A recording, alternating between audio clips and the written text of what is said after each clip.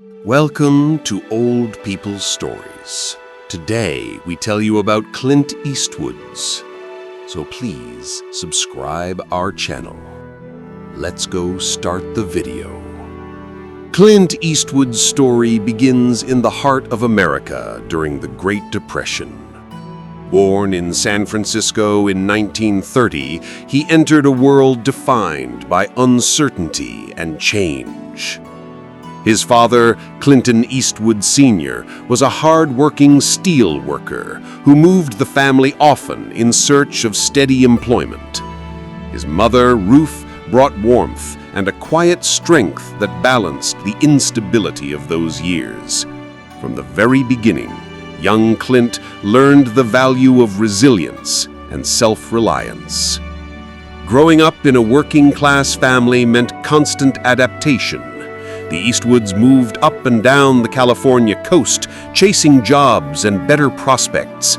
For a boy with a curious mind and a quiet temperament, that meant learning how to start over again and again. At each new school, Clint was the tall, shy kid who mostly kept to himself.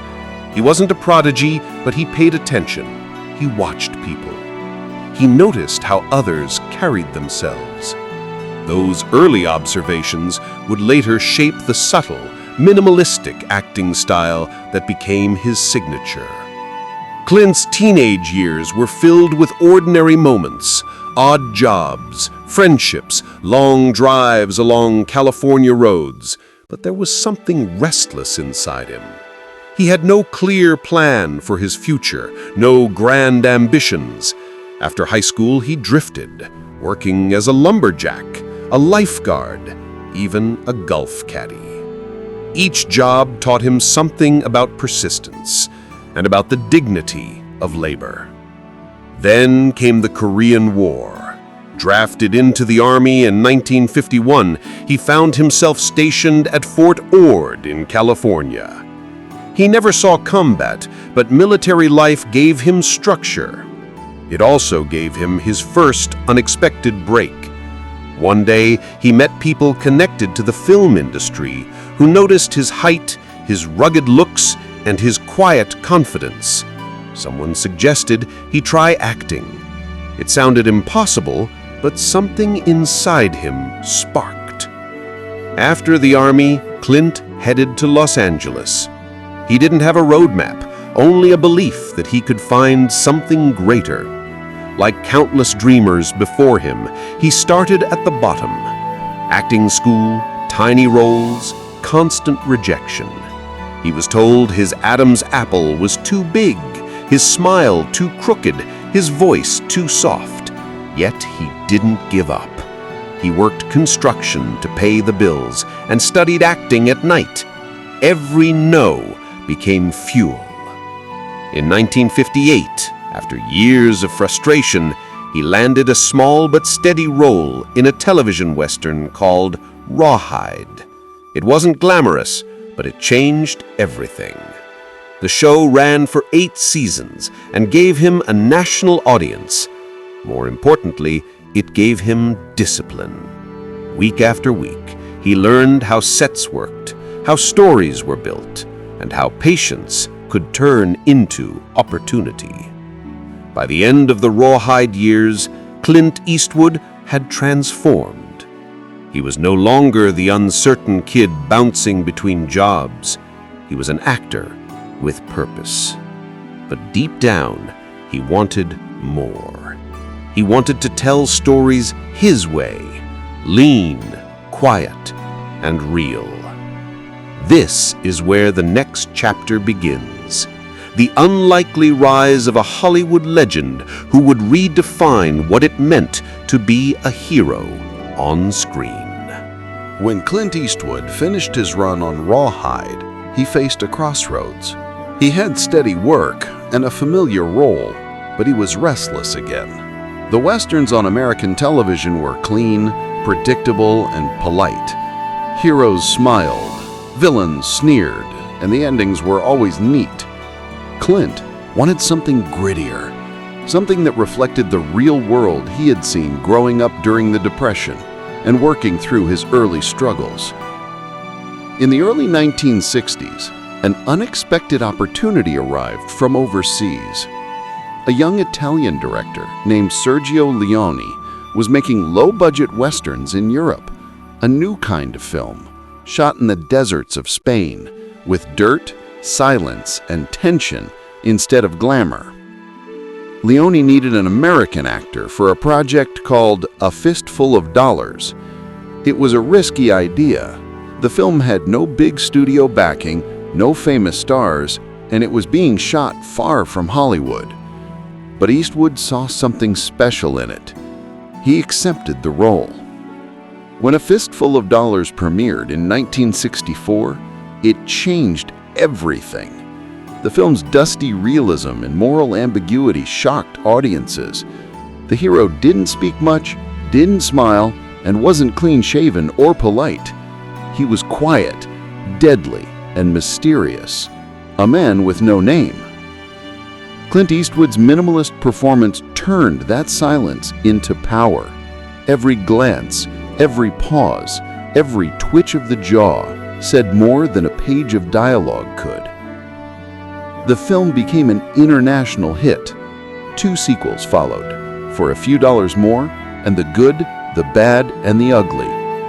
Together, they transformed Eastwood from a television actor into a global star. The so-called spaghetti westerns redefined the genre, turning it from a simple tale of good versus evil into something darker and more human. Clint's face, framed by the brim of a hat and a cigar clenched between his teeth, became an icon of cool. Hollywood noticed. Offers started to come from major studios, and Clint returned to America as a different kind of leading man. He starred in Hang 'em High, Coogan's Bluff, and Two Mules for Sister Sarah, each film deepening his image as the lone outsider, the man who didn't need anyone's approval. Then came Dirty Harry in 1971, the movie that cemented his legacy. Playing Inspector Harry Callahan, a tough San Francisco cop with a .44 Magnum and a disdain for bureaucracy, Eastwood embodied the frustration of an America struggling with crime and cynicism. "Do you feel lucky?" became one of the most quoted lines in film history. The movie was controversial, violent, bold, unapologetic, but audiences loved it. They saw in Eastwood a kind of authenticity that other stars couldn't match. By the mid-1970s, Clint Eastwood was more than an actor. He was a cultural symbol, the embodiment of self-reliance, grit, and moral ambiguity. He rarely gave interviews, rarely smiled for cameras, and never explained his characters. That mystery only made him more magnetic. But Eastwood wasn't satisfied. While others celebrated his fame, he was already looking beyond it. He had spent years watching directors on set, quietly taking notes. He admired how they shaped stories, how they controlled tone and rhythm. He knew that if he wanted to tell the stories that mattered to him, he would have to step behind the camera. So he did. In 1971, the same year Dirty Harry made him a superstar, Clint Eastwood directed his first film, Play Misty for Me. It was a psychological thriller about obsession and danger, and it revealed something few expected. Clint Eastwood wasn't just a tough guy. He was a thoughtful filmmaker with an eye for atmosphere and emotional tension. Critics began to see another side of him, the quiet craftsman who preferred subtle storytelling over spectacle. He was building something new, brick by brick, film by film. He was proving that the man with no name had a voice after all. By the end of the decade, Clint Eastwood had conquered Hollywood twice, first as an actor, then as a director. He had gone from a struggling young man chasing odd jobs to one of the most recognized figures in cinema. But he was just getting started. The next part of his journey would test his endurance, his instincts, and his ability to evolve. because fame fades quickly. And in the world of film, even legends have to reinvent themselves. By the early 1970s, Clint Eastwood had already achieved what most actors only dream of. He was famous, respected, and financially secure. But fame had never been his destination. It was only a step along the way. What truly fascinated him was the process of creation itself. He wanted control over the story, the tone, and the message. Acting alone couldn't give him that. Directing could. His first directorial effort, Play Misty for Me, proved that he had a natural instinct for pacing and atmosphere. It wasn't a big-budget blockbuster, but it had heart, suspense, and authenticity. Clint shot it in his beloved Carmel, California, a place he would later call home. The film told the story of a radio DJ stalked by a fan, a reflection of how fame could twist ordinary lives into something dangerous. Critics took notice. Eastwood wasn't just a screen icon. He was a filmmaker with something to say. After Play Misty for Me, Clint continued to direct and star in his own films: High Plains Drifter, The Outlaw Josie Wales, Bronco Billy, and Kale Ryder. Each one carried his trademark themes: solitude, justice, and redemption. His characters were often flawed men searching for moral clarity in a world that offered none. Through them, Clint explored the quiet conflicts between vengeance and forgiveness, courage and doubt. Unlike many of his contemporaries, Clint Eastwood worked fast. He preferred efficiency over extravagance. While other directors might shoot 20 takes of a scene, Clint often settled on 2. He trusted his instincts and those of his actors. To him, filmmaking was about truth, not perfection. He once said, "If you get it right the first time, why waste film?" That philosophy became his signature: simplicity, precision, and trust. As a director, he also built a loyal creative team. He worked with the same cinematographers, editors, and composers across decades, creating a quiet rhythm on set that felt more like a family than a studio machine. People respected him because he respected them. There was no shouting, no chaos, just focus. In 1988, Clint directed Bird, a biopic about jazz legend Charlie Parker. It was a deeply personal project that showed his sensitivity and appreciation for music. The film didn't make much money, but critics praised its artistry. Clint had proven that he could step beyond westerns and action films. He was evolving into a true storyteller. Then, in 1992, came the film that would redefine his career and secure his place in cinema history: Unforgiven. Unforgiven was not just another western. It was a reflection on all the westerns that came before it. A story about violence, morality, and the cost of being a hero. Eastwood played William Money, a retired outlaw drawn back into one final act of vengeance. But unlike his earlier characters, this one was weary, broken, and haunted by his past.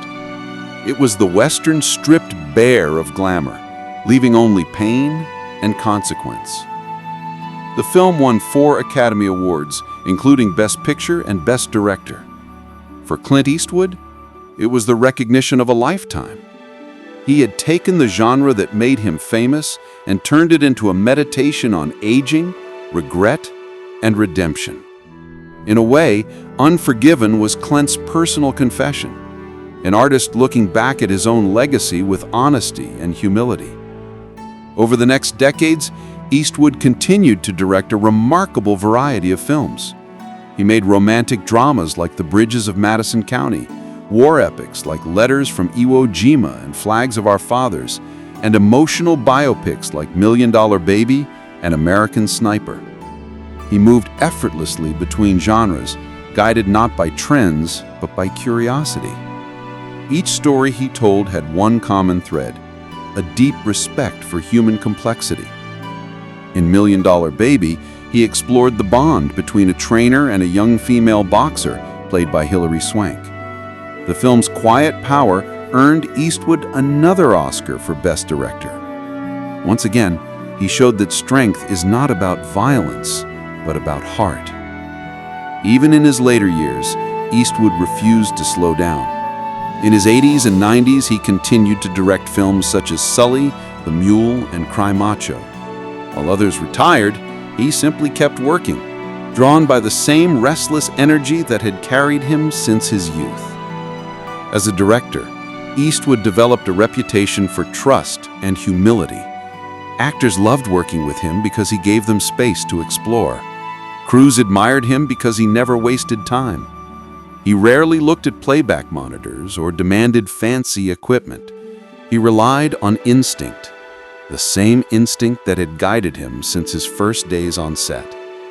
Through 5 decades behind the camera, Clint Eastwood built not only a filmography, but a philosophy. He showed that storytelling didn't need flash or noise to be powerful. What mattered was honesty, the quiet truth at the center of every scene. By the time he reached his 90s, Eastwood had directed over 40 films and acted in more than 70. Few filmmakers in history have matched his longevity, and fewer still have done it with such grace. His directing career became a testament to patience, discipline, and the courage to keep evolving. But beyond the cameras, beyond the fame, Clint Eastwood's story is about something larger. The belief that purpose doesn't fade with age. It changes, deepens, and grows stronger with time. Clint Eastwood's story isn't just about fame or longevity. It's about how a man built a philosophy around simplicity, independence, and quiet strength, and lived by it for more than 70 years in an industry that constantly changes. To understand his legacy, you first have to understand his approach to life. Clint Eastwood has always valued silence over noise, action over words. He doesn't preach, he doesn't explain, and he never chases trends. He listens, he observes, and when he speaks, people pay attention. That calmness is his power. In interviews, he often shrugs off questions about his fame or his work ethic. His answers are short, almost casual. But behind that casual tone is discipline, the kind that comes from decades of focus. Clint wakes early, keeps his routines simple, and stays physically active. He eats lightly, avoids excess, and believes that moderation keeps the mind sharp. It's not about control, it's about balance. On film sets, he leads without raising his voice. He trusts his team and expects them to trust him. There are no long speeches, no dramatic orders. If something isn't working, he fixes it quietly and moves on. That's why so many actors describe working with him as peaceful. He creates an atmosphere where creativity can breathe. His leadership style comes from experience, not ego. He once said that a good director doesn't tell people what to do, he helps them discover it themselves. It's the same principle that guided his acting. Less is more, and truth is found in restraint. Eastwood's philosophy also extends to his view of the world. Politically, he has always been independent. He doesn't fit easily into one category or label. Over the years, he supported different causes and candidates from both sides of the political spectrum. For him, freedom of thought is essential. He believes in personal responsibility and self-reliance, but he also believes in compassion and common sense. He dislikes division and prefers results over rhetoric. That independence has sometimes made him controversial, but it has also earned him respect. In an age of constant opinion and noise, Clint Eastwood's quiet clarity stands out. He reminds people that strength doesn't come from shouting the loudest, but from knowing who you are and staying true to it. His films reflect that same balance between toughness and empathy, courage and vulnerability. In Gran Torino, for example, he played an aging war veteran who learns to confront his own prejudice and open his heart to the young people around him. The movie wasn't just a story about race or age, it was a meditation on change, forgiveness, and connection. Through his work, Eastwood has always explored the gray areas of life. He doesn't offer easy answers. He invites the audience to think, to question, to look inward. In a world that often demands certainty, his films remind us that truth is rarely simple. Beyond his art, Clint has also lived a life of service and community. In the 1980s, he served as mayor of Carmel by the Sea, the small California town he loved. He ran not for power, but because he wanted to protect the character of the place. During his term, he helped simplify local regulations and promote community culture. It was a short chapter in his life, but it showed that leadership, for him, was about stewardship, taking care of what you value. What truly defines Clint Eastwood's legacy, though, is his consistency. While the entertainment world reinvented itself again and again, he stayed grounded in his values. He never chased fame for its own sake. He never tried to be younger than he was or change his style to fit the latest fashion. Instead, he evolved naturally, allowing his age and experience to enrich his art. As he grew older, his films began to reflect a quiet acceptance of mortality. Not fear, not denial, but understanding. Movies like $1 Million Baby, Gran Torino, and The Mule all touch on themes of regret, redemption, and the passage of time.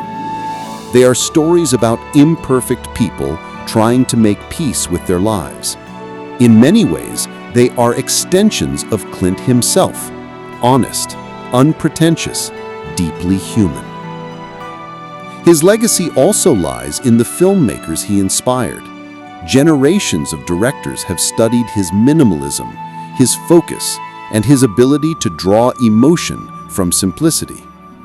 Many have said that working with him taught them to trust their instincts, to slow down, and to let the story breathe. That might be his greatest gift to cinema, reminding artists that authenticity will always matter more than spectacle. Off-screen, Clint keeps his private life mostly to himself. He spends time near the ocean, plays piano, and enjoys jazz. He has always been passionate about music, not as a hobby, but as another language. Music, like film, tells stories without words. It speaks to the emotions that can't be explained, only felt. Even in his 90s, Clint continues to work. When asked why he doesn't retire, his answer is simple: I just love what I do.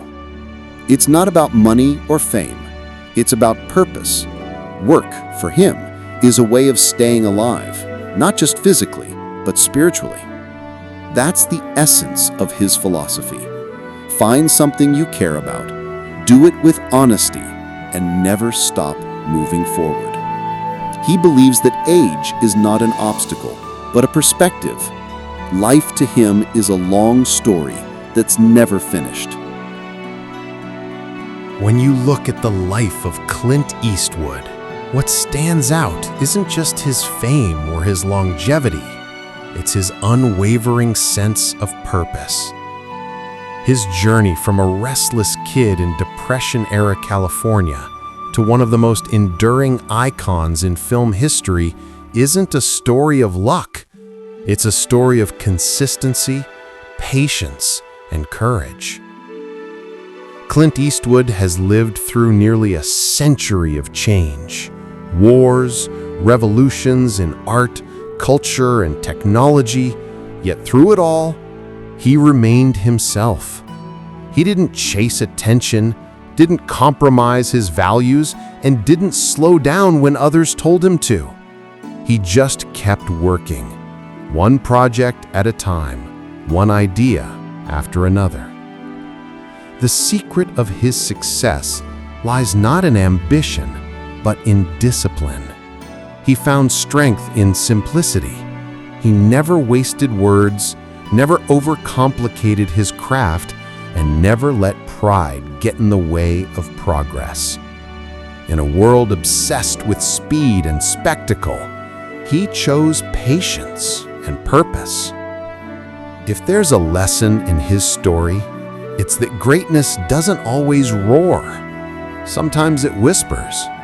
It grows quietly in the background, built through years of effort that few people ever see. Eastwood's calm confidence wasn't born overnight. It was shaped by decades of hard work, mistakes, and reflection. He teaches us that you don't need to be the loudest to be heard. You don't need to be the youngest or the most fashionable to stay relevant. You only need to be authentic, to know who you are, what you value, and what you want to create. His films carry that same message. They are filled with flawed people who learn, change, and sometimes fail, but they never stop trying. They remind us that life isn't about perfection. It's about resilience. It's about waking up every morning and moving forward, even when no one is watching. As Clint himself once said, "Take your work seriously, but don't take yourself too seriously." It's a simple line, but it holds the weight of a lifetime. He knows that ego can destroy creativity, and that humility keeps you open to new ideas. That attitude has allowed him to evolve even into his 90s, not as a relic of the past, but as a living artist still shaping the present. His longevity is a lesson in itself. At the age when most people retire, Clint Eastwood continues to write, direct, and act, not because he has to, but because he chooses to. He stays curious, he stays engaged, he keeps learning. For him, work isn't a burden, it's a conversation with life. Think about that. Most of us spend years searching for meaning, waiting for the right opportunity, or fearing that time has passed us by. Eastwood's life reminds us that it's never too late to create, to start again, or to reinvent yourself. Age doesn't limit passion, only mindset does. His story also challenges the idea of success. For Clint, success was never about awards or applause. It was about doing the work, about showing up, staying focused, and making something honest. He often says that the real satisfaction comes not from finishing a movie, but from making it. The process itself is the reward. That mindset can be applied to anything: art, business, education, or everyday life. It's a reminder that fulfillment doesn't come from perfection or fame, but from effort and integrity. When you give your best to what you love, the rest follows naturally. As Clint Eastwood's career enters its twilight, he remains a symbol of endurance. His quiet determination continues to inspire millions. He's proof that passion doesn't expire, that wisdom grows from experience, and that dignity still has a place in modern life. In the end, Clint Eastwood's story is not just a Hollywood biography, it's a guide for living. It teaches us to stay curious, to be patient with ourselves, and to never stop evolving. It reminds us that silence can be powerful, that action can be graceful, and that true success comes from authenticity. And maybe that's the greatest message of all: to keep doing what you love, to keep learning, and to keep moving forward, no matter how old you are or how uncertain the path may be. Because as long as you're curious, as long as you're working, as long as you're alive in spirit, the story isn't over. So when the camera fades and the credits roll, Clint Eastwood's life continues to speak, not in words, but in the quiet confidence of a man who understood what it means to keep going. His legacy isn't about what he achieved, it's about how he lived. Stay true, stay steady, and keep your eyes on the horizon. And when the world tells you it's too late, remember Clint Eastwood, the man who never stopped creating, who never stopped believing, and who proved that greatness can last a lifetime.